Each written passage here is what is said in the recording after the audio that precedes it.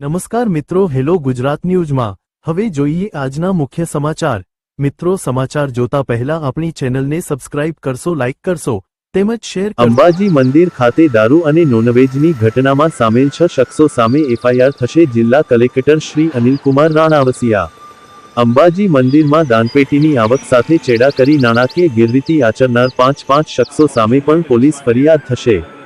અનધિકૃત રીતે મંદિરમાં રાત્રિ રોકાણ કરી દારૂ, નોનવેજ, મટનના સેવન કરનાર 6 શખ્સો અને દાનપેટીની આવક સાથે ચેડા કરી નાણાકીય ગેરરીતિ આચરનાર 5 શખ્સો સામે કડક કાયદાકીય કાર્યવાહી કરાશે।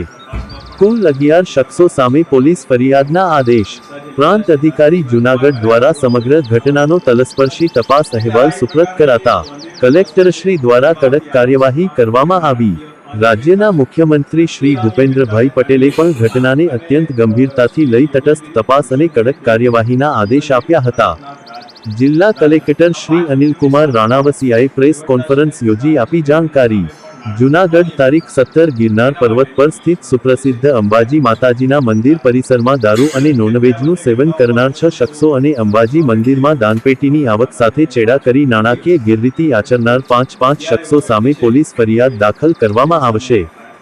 જિલ્લા કલેક્ટર શ્રી અનિલકુમાર રાણાવસિયાએ આ ઘટના સંદર્ભે પ્રેસ કોન્ફરન્સ યોજી જાણકારી આપી હતી કે અંબાજી મંદિર ખાતેની ઘટનાને રાજ્ય સરકારે પણ ગંભીરતાથી લીધી હતી અને મુખ્યમંત્રી શ્રી ભૂપેન્દ્રભાઈ પટેલ દ્વારા પણ તટસ્થ તપાસ કરી કડક કાર્યવાહી કરવા સૂચના આપી હતી। અંબાજી મંદિરની ઘટના અંગેના જે સમાચાર માધ્યમો દ્વારા અહેવાલ પ્રસિદ્ધ થયા હતા, ત્યારબાદ તાત્કાલિક ધોરણે પ્રાંત અધિકારીશ્રીને તપાસ અધિકારી તરીકે નિમણૂક કરીને ઘટનાની જરૂરી તપાસ હાથ ધરી હતી। આ તપાસ દરમિયાન આ સમગ્ર ઘટના તારીખ 22/10/2025ની હોવાનું સામે આવ્યું છે, જેમાં મુખ્યત્વે 6 લોકો સામેલ છે, જે પૈકી 2 સગીર છે। આ ઘટનાના મુખ્ય વ્યક્તિ મંદિરના મુખ્ય પૂજારી કિશોરસિંહ ચૌહાણના પુત્ર અભિષેક કિશોરસિંહ ચૌહાણ છે। એ લગભગ આ ઘટના પૂર્વે 1 અઠવાડિયા પહેલા ત્યાં જ હતા। અન્ય જે લોકો છે તે તેમના મિત્ર તરીકેની ઓળખાણ આપી રહ્યા છે, જેમાં છગનભાઈ ડાભી, જે નોનવેજ અને દારૂ શહેર વિસ્તારમાંથી મંદિર સુધી લઈ જવામાં તેમનો મુખ્ય રોલ હતો। ઘટનામાં અન્ય લોકો છે એ સીડીના મારફતે મંદિરે પહોંચ્યા હતા।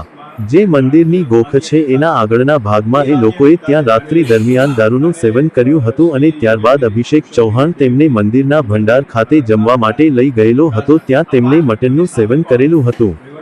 આ સમગ્ર ઘટનામાં વહીવટદારશ્રી તરફથી આ લોકોને કોઈપણ પ્રકારની મંદિરમાં જવાની, ત્યાં રાત્રિ રોકાણ કરવાની, પૂજાપાઠ કરવાની કોઈપણ પ્રકારની મંજૂરી આપેલ ન હતી।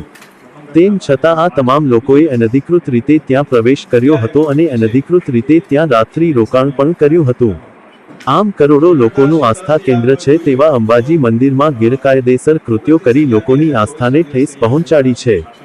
એટલે સમગ્ર ઘટનાને ગંભીરતાથી લઈ વહીવટદારશ્રીને તમામ લોકો સામે એફઆઈઆર દાખલ કરવા સૂચના આપવામાં આવી છે। જિલ્લા કલેક્ટરશ્રીએ અંબાજી મંદિરમાં જ બનેલ અને વિવિધ સમાચાર માધ્યમો દ્વારા પ્રસારિત બીજી ઘટના સંદર્ભે જણાવ્યું કે મંદિરમાં પૂજારીઓ દ્વારા દાનપેટીની આવક સાથે ચેડા કરી નાણાકીય ગેરરીતિ આચરતા હોવાના વિડીયો પુરાવા પરથી ફલિત થઈ રહ્યું છે।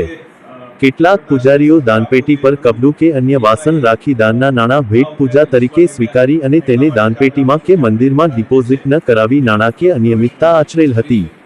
આ નાણાકીય અનિયમિતતાઓ આચરતા શખ્સો પૈકી માત્ર એક જ મંદિરનો અધિકૃત નિમાયેલો પૂજારી હતો, બાકીના તમામ અનધિકૃત વ્યક્તિઓ હતા। જિલ્લા કલેક્ટરશ્રીએ જણાવ્યું કે મહિનામાં એકવાર વહીવટદારશ્રી તરફથી દાનપેટી કર્મચારીઓ અને મંદિરના પૂજારીઓની હાજરીમાં ખોલવામાં આવતી હોય છે અને જે પણ દાનની રકમ એકત્ર થઈ હોય તેને બેંક એકાઉન્ટમાં જમા કરવામાં આવતી હોય છે। ત્યારબાદ જ મંદિરના રખરખાવ માટે અને અલગ અલગ પૂજારીઓના પગાર પેટે ખર્ચ કરવામાં આવતો હોય છે।